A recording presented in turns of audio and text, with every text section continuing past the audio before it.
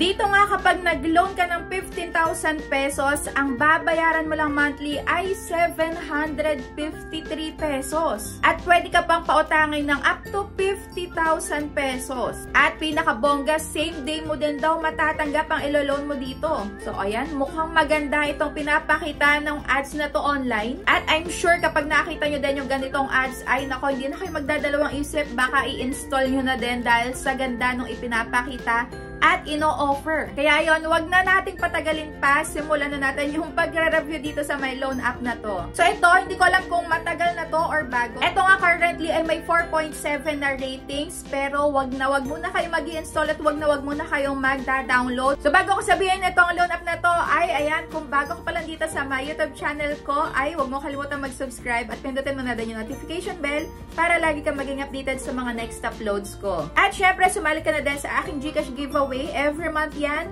At sa aking 2 cellphone giveaway. Kung paano sumali, kailangan lagi ka lang updated dito sa mga ina-upload ko. At huwag mo akong kalimutang i-PM sa aking Facebook page. So yan, ganun lang kasimple. Baka ikaw na yung manalo ng sa cellphone giveaway. Kaya ayan, sumali ka na din. At itong loan app nga nito ay ang A-Wallet. So ayun, A-E-I. Ayan na, basta. A-Wallet siya na may 4.7 na ratings.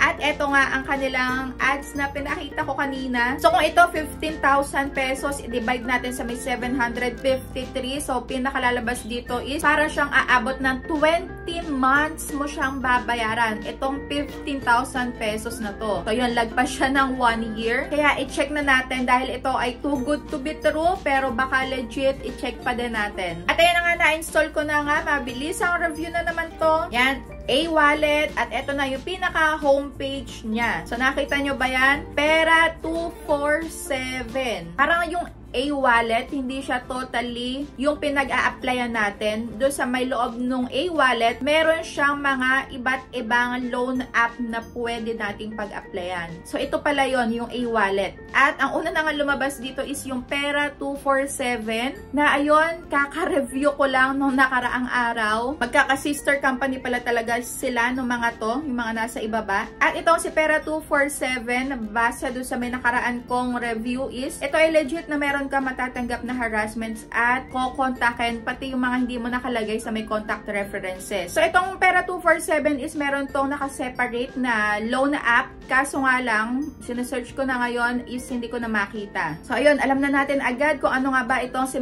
A-Wallet na to. Wallet pala siya ng iba't ibang mga loan app. Pero sige, tingnan natin kung iba ba yung process dito sa may A-Wallet or dun sa may pinaka-application ng Pera 247. Sige, apply natin agad. So, ayan, nanghingi pa sila ng permission at nalagay ko na tong mobile at verification. So, login na. At nakakaloka, biglang naging honey loan yung pinaka-inoffer nila sa akin. At dito sa may honey loan, ayan, isa lang siya. Isa na lang talaga yung nandito sa may labas. Maximum borrowable is 28,000 pesos. Maximum to. So, hindi ito yung pinaka makukuha natin sa may unang loanan. 0.05% ang daily interest rate at 180 up to 1 taon daw ang pagbabayad. Sige, apply now natin. At ito nga yung mga sasagutan. Basic information, contact info, professional info, or yung work information nyo, saka bank card information. At ito na nga yung mga sasagutan sa basic information. Hindi ko na isa-isayin yan. I-post nyo na lang. At ito pa. Yan, medyo mahaba agad yung sasagutan dito sa may basic info. At work information naman tayo agad.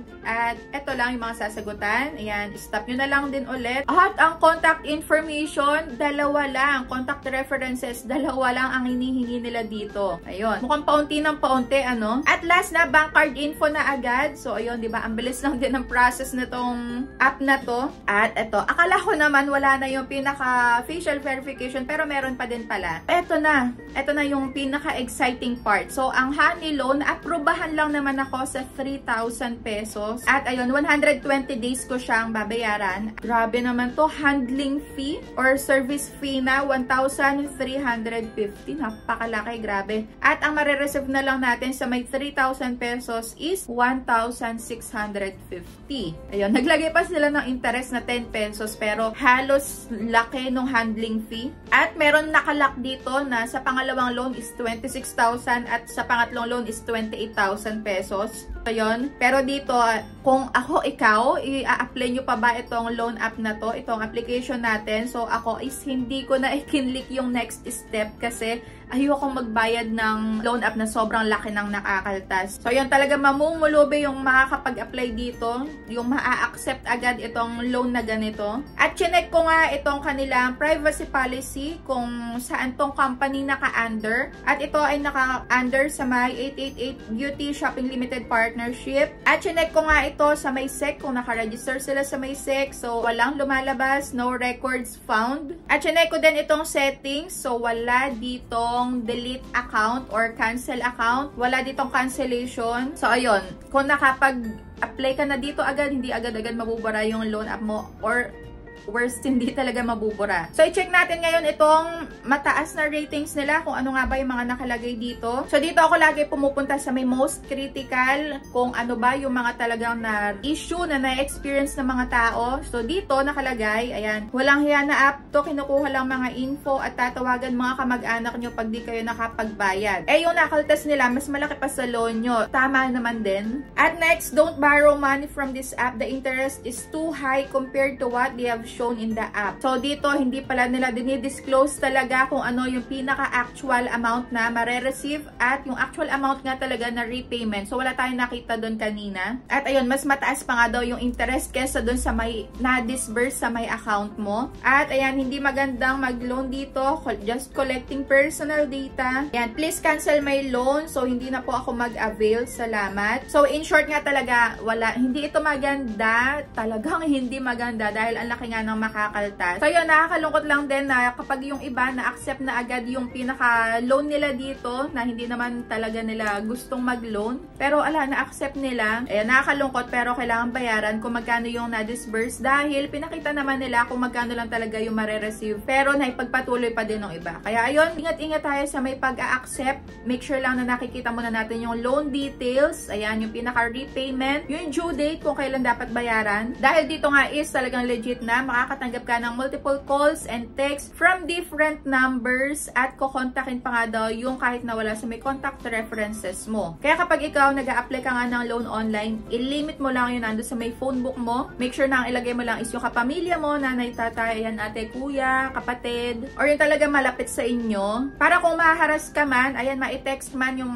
mga yon na hindi mo inilagay as contact references, ay alam mo agad, matatanong mo sila kung meron nga bang nag-send sa kanila ng any harassment din, kasama yung pangalan mo. So, yun lang. Kung meron pa kayong gustong i-add dito, kung may na-experience din ba kayo dito sa may pag-apply sa A-Wallet or sa may Honey Loan, sa Pera 247, dahil para magkaka-sister company lang talaga, ayun, iisa lang siya ng app na nandoon lahat ng mga loan apps nga na yun. So, yun. Kaya maganda talaga na nanonood muna kayo ng mga ganitong loan app review para hindi kayo na fall dun sa may mga offers na nakikita nyo sa mga ads online. So, ayun, kung may na-experience din kayo na mga foul word, mga harassments or threats dun sa may mga loan app na nakapaloob dito sa A-Wallet, ay i-comment nyo na din dyan sa may comment section para maging aware na lang din yung iba na gustong mag-apply din dito. So, ayan lang. That's it for today's video. Thank you for watching and see you on my next vlog.